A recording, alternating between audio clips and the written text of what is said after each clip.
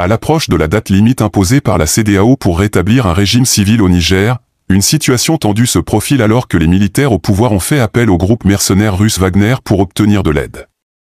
Le général Salifou Modi, chef du coup d'État, s'est rendu au Mali voisin pour entrer en contact avec un représentant de Wagner, exprimant ainsi leur volonté de renforcer leur position. La CEDEAO, la Communauté économique des États de l'Afrique de l'Ouest, a récemment fixé un ultimatum aux militaires au pouvoir au Niger, menaçant d'une intervention militaire si le président Mohamed Bazoum, retenu à son domicile depuis le 26 juillet, n'était pas libéré d'ici ce dimanche. Les chefs d'état-major des pays membres de la CEDEAO ont également finalisé un plan d'intervention et ont demandé aux armées de se préparer à mobiliser des ressources. Le général Modi, après sa visite au Mali, a mis en garde contre une intervention militaire, affirmant que le Niger ferait tout son possible pour éviter de devenir une nouvelle Libye. Ces développements sont préoccupants, car le Niger était l'un des derniers alliés des pays occidentaux dans la lutte contre le terrorisme dans la région. La France, par exemple, a déployé environ 1500 soldats au Niger, bien que les dirigeants du coup d'État aient affirmé avoir rompu les accords de sécurité avec Paris. Les États-Unis ont également une présence militaire significative avec environ 1100 soldats sur place. La ministre française des Affaires étrangères, Catherine Colonna, a réagi à cette situation tendue en déclarant que la menace régionale d'une intervention militaire était crédible et a averti les putschistes de la prendre au sérieux. Elle a également réaffirmé le soutien de la France à la décision de la CEDEAO. Le Conseil national pour la sauvegarde de la patrie informe l'opinion publique nationale et internationale que des informations concordantes actuellement en sa possession indiquent que des forces d'une puissance étrangère s'apprêtent à agresser le Niger et son peuple, en coordination avec la CEDEAO et des groupes armés terroristes.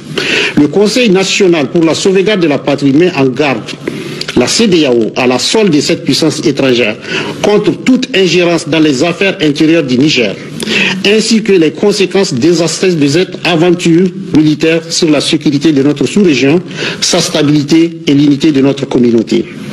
En tout état de cause, les forces armées nigériennes et l'ensemble de nos forces de défense et de sécurité, forts du soutien indéfectible de notre peuple, sont prêts pour défendre l'intégrité de notre territoire et l'honneur de notre patrie. À cet effet, le Conseil national pour la sauvegarde de la patrie lance un vibrant appel à la jeunesse, aux dignes filles et fils de notre pays pour qu'ils se tiennent prêts pour la défense de la patrie. Vive le Conseil national pour la sauvegarde de la patrie, vive le peuple nigérien digne et souverain. Démonstration de force, des pro-putschistes rassemblés en masse ce dimanche après-midi dans le plus grand stade du pays à Niamey, et ce, quelques heures avant la fin de l'ultimatum de la CEDEAO et d'un possible recours à la force. C'est une enceinte littéralement bondée de 30 000 personnes qui a accueilli les militaires de la junte venus à l'événement. Si certains les soutiennent, d'autres craignent pour leur avenir. Nous, on veut la paix. On ne voulait pas des agressions des pays étrangers contre un autre pays. Nous sommes des frères. Nous qui sommes ici, nous sommes des citoyens lambda. Même pour manger, c'est un problème pour nous. Donc s'il y a la guerre, ça ne nous arrange pas. C'est pourquoi on veille ici. Samedi, les sénateurs du Nigeria ont appelé leur président et patron de la CEDEAO à renforcer l'option diplomatique. J'ai entendu que la délégation de la CEDEAO n'a finalement pas rencontré le général Tiani et le président Bazoum comme cela était prévu. Pourquoi cette médiation a-t-elle été finalement écourtée? Oui. Et vous avez une autre question, non? D'autres médiations seraient-elles encore possibles? Eh bien, pour vous répondre, Mamadou, nous sommes avec Serge Daniel, le correspondant régional de RFI pour le Sahel. Bonjour Serge Daniel. Igor, bonjour. Soyez le bienvenu. Serge, qu'est-ce que l'on peut dire à Mamadou? Pourquoi cette médiation a-t-elle finalement été écourtée? Alors, le 3 août dernier, l'ancien président nigérien Abdul Salami Boubacar et un important chef religieux de Sokoto au Nigeria arrivent à Niamey, dépêchés par le président en exercice de la CEDEAO. Alors, à l'aéroport, ils sont reçus par une délégation de la junte nigérienne. Et puis, première discussion, sur place à l'aéroport. Ils délivrent à peine un message, retour à l'ordre constitutionnel avec libération du président Mohamed Bazoum. Et tout de suite, l'atmosphère devient glaciale. Les représentants de la junte disent niet, et puis la délégation qui devait rencontrer le chef de de la junte, mais également le président Mohamed Bazoum, n'a même plus regagné son hôtel à Niamey et où elle devait passer la nuit. Donc elle a écourté son séjour dans la capitale nigérienne pour cette raison. Est-ce que d'autres médiations sont encore possibles, vous demande Mamadou? Alors, Igor, il y a quelques heures, c'était l'expiration, comme vous savez, de l'ultimatum de la CEDEAO à la junte. Mais la diplomatie s'active toujours. D'après nos informations, les autorités de Niamey seraient prêtes à recevoir une nouvelle délégation de la CEDEAO dès cette semaine en principe pour parler de sortie de crise. Pas pour dire tout de suite nous acceptons de quitter la tête de l'État, mais c'est peut-être un début de quelque chose. Peut-être les Américains observent aussi la situation et de sources diplomatiques, on dit qu'ils pourraient faire passer des messages directs à Niamey. Donc la porte des négociations n'est pas forcément fermée. La situation en Afrique de l'Ouest continue de susciter des inquiétudes alors que la crise politique et sécuritaire s'intensifie. Le gouvernement français a annoncé une décision radicale dimanche dernier, marquant un tournant majeur dans ses relations avec le Burkina Faso, en suspendant toute forme d'aide financière au pays. Cette décision découle directement de la position prise par le Burkina Faso suite au récent coup d'État survenu au Niger. Le ministère français des Affaires étrangères a annoncé dans un communiqué officiel que la France suspendrait, jusqu'à nouvel ordre, toutes ses actions d'aide au développement et d'appui budgétaire au Burkina Faso. Cette décision a été prise suite à la déclaration de soutien émanant des autorités burkinabées envers les putschistes nigériens, et leur menace de considérer toute intervention militaire contre le nouveau régime de Niamey comme une déclaration de guerre. Le coup d'État qui a secoué le Niger le 26 juillet dernier a eu des répercussions majeures dans la région. Le président Mohamed Bazoum a été destitué et détenu, et les institutions nationales ont été fermées. Les putschistes ont justifié leur action par la détérioration de la situation sécuritaire et la mauvaise gouvernance. Cette prise de pouvoir a été vivement condamnée par de nombreux acteurs internationaux, notamment la France. Le président Bazoum, élu en 2021, avait accueilli l'année précédente 1500 soldats français sur le territoire nigérien pour lutter contre les groupes djihadistes opérant dans la région du Sahel. Ce déploiement avait été initié après le retrait de la France du Mali, en raison de différends avec les dirigeants locaux. Ainsi, le Burkina Faso était devenu le dernier partenaire militaire majeur de la France dans cette région stratégique. Paris s'est exprimé avec préoccupation face à la situation au Burkina Faso, son partenaire clé dans la lutte contre l'instabilité régionale. Les relations déjà tendues se sont encore détériorées avec l'annonce de la suspension de l'aide financière. Quand on demande de partir, ça pose problème. D'abord au Mali, ça a posé problème. Aujourd'hui, au Niger, ça pose problème. Ce qui laisse penser, et ça renforce le sentiment qu'en fait, on est là pour des intérêts économiques. Et d'ailleurs, quelqu'un l'a dit très clairement. La situation au Niger après le coup d'État qui a secoué le pays mercredi dernier. Des manifestations ont éclaté hier devant l'ambassade française à Niamey. La France affirme qu'elle répliquera de manière, je cite, immédiate et intraitable en cas d'attaque contre ses ressortissants. Ça vous inquiète tout particulièrement ce qui arrive en ce moment au Niger ?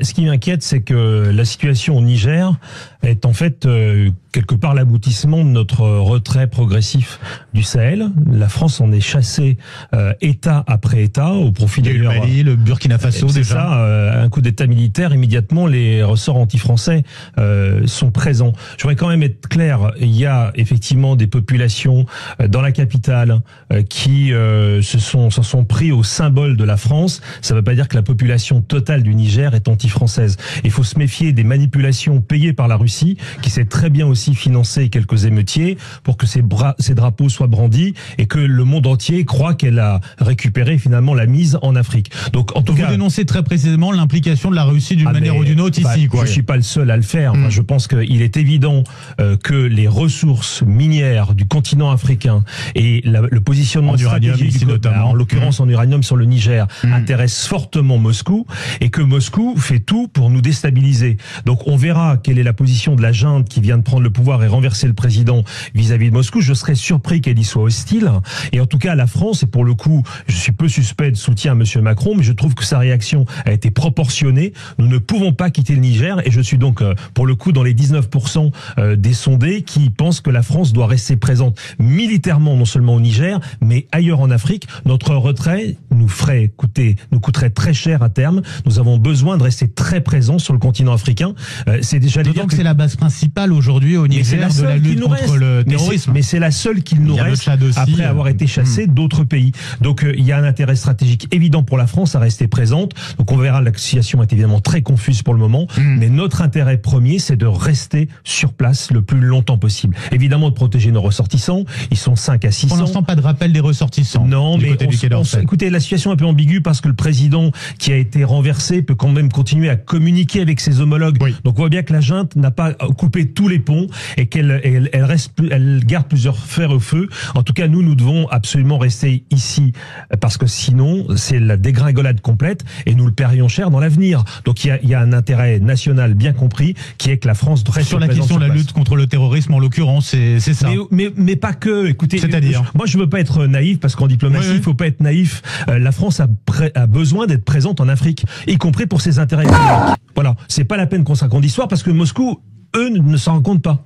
Moscou veut absolument assurer une présence parce qu'il y a un intérêt économique. Nous devons avoir la même logique. Et donc, bien sûr que c'est consommateur de temps, d'argent, mais c'est aussi pour nous une manière d'assurer notre indépendance, en tout cas une partie de notre indépendance. En l'occurrence, vous avez parlé de l'uranium tout à l'heure, et ça nous paraît absolument essentiel. Donc, ne soyons pas naïfs, on peut nous accuser de ce qu'on veut. La France a un grand passé en Afrique et elle doit conserver une partie de celui-ci pour l'avenir. Vous venez vous-même de l'entendre très clairement énoncé. La France est au Sahel pour ses intérêts économiques et il faut l'affirmer, il faut le dire très clairement. Quels sont donc ces intérêts?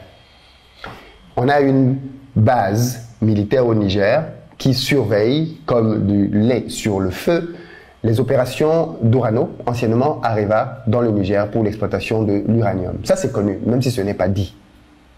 Mais quels sont les autres intérêts? Il faut pouvoir parler de tous ces sujets et dire très clairement pourquoi nous sommes là, qu'est-ce que nous ambitionnons de faire et qu'est-ce que nous donnons en contrepartie. Parce qu'en fait, ce qui est gênant, c'est que quand les intérêts sont cachés, on a le sentiment qu'on veut les obtenir de manière frauduleuse. On a le sentiment, parce qu'on accuse aujourd'hui Wagner de dire que Wagner vient et pille les ressources. Mais si nous ne savons pas ce que fait l'armée française, si nous ne savons pas quels sont les intérêts économiques que la France a dans la région, eh bien, qu'est-ce qui empêche à la France de faire la même chose? Qu'est-ce qui empêche à la France de se servir, puisque personne ne sait finalement pourquoi elle est là, et de partir? Il y a besoin de clarté. Clarté pour comprendre très clairement quelle est la logique de la France, ce qu'elle veut faire, comment elle entend le faire, et qui est d'accord pour le faire avec elle ou pas. À partir de ce moment-là, je pense que ça rebalance les cartes. On ne peut plus accuser Paris de travailler dans le dos des peuples africains, ou de tromper, ou d'arnaquer, ou de... Non, non, non, parce qu'on sait désormais et on est d'accord. Ou alors, on n'est pas d'accord et on discute. Si les putschistes refusent de céder et de revenir à la démocratie, à la Constitution et rétablir le président Bazoum dans ses fonctions, est-ce que la France soutiendra une intervention militaire des pays africains? Et qu'est-ce qui va se passer pour les soldats français? On sait qu'ils sont 1500 au Niger, c'est une base absolument stratégique pour la France. Que va-t-il se passer si les putschistes restent au pouvoir? L'objet de tous nos efforts et de ceux des pays de la région, c'est bien d'éviter d'être dans cette hypothèse. Donc je préfère qu'on se concentre aujourd'hui sur les demandes de la communauté internationale et les demandes des pays de la région de revenir, de rétablir la démocratie, de revenir à l'ordre constitutionnel, de respecter la volonté qui s'était exprimée démocratiquement par le peuple nigérien en élisant le président Bazoum. Donc voilà l'objet de tous les efforts de la communauté internationale. Des choses sont dites, je crois, clairement, avec de surcroît de la part des pays de la région, un délai qui a été donné pour le faire, un délai de 7 jours, et déjà un jour est passé. Une dernière question, Madame le Ministre.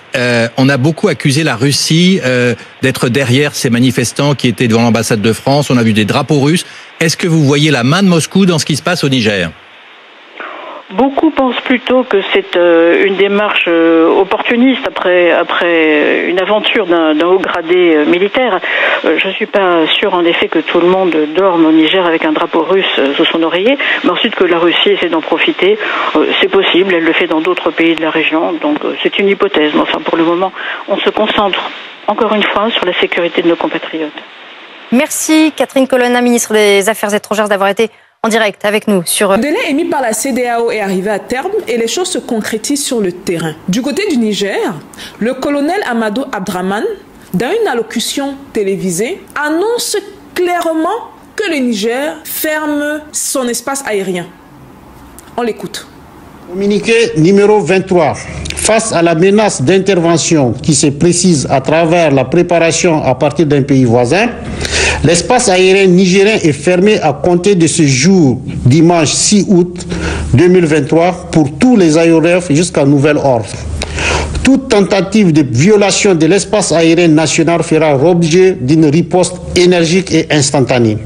Fait à Niamey le 6 août 2023, signé le président du Conseil national pour la sauvegarde.